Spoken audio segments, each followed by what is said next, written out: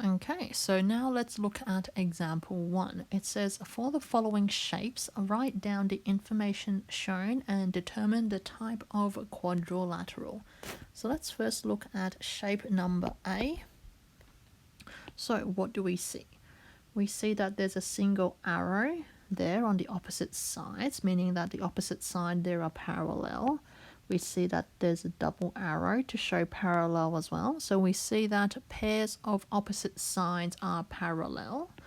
I also see the single dash on the opposite sides, meaning opposite sides are the same length. And the same for this double dash there, which means that both pairs of opposite sides are equal in length and are parallel as well. So let's write that down.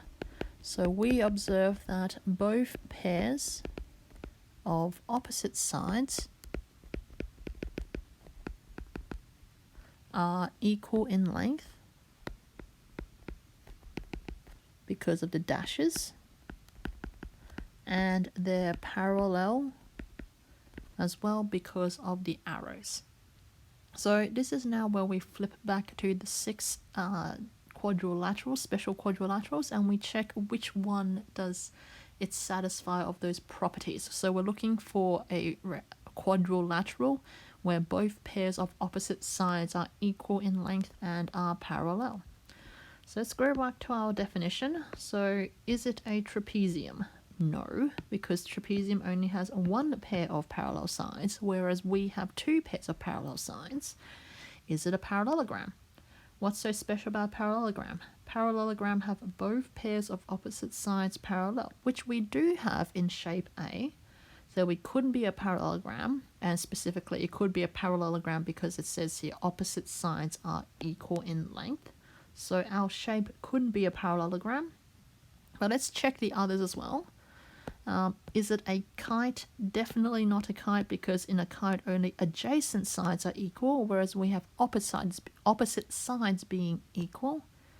Is it a rectangle? Well, yes, it has opposite sides which are parallel and equal in length, but in our case we're not told the corner angles, so we don't know whether 90 degrees or not, so we can't justify it being a rectangle. So is it a rhombus? Well, are all sides equal in length? No, they are not, so it's definitely not a rhombus. And it's not a square because we don't even know the corner angles, so we don't know whether 9 degrees or not, so that's not useful to us. So all we can say based on the information given is that our shape is a parallelogram. So let's write that down.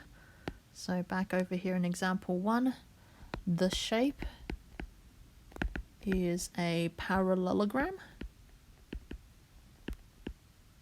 Why? Because by definition of parallelogram, both pairs of opposite sides are parallel. And then we also have the additional property that the opposite sides are equal in length.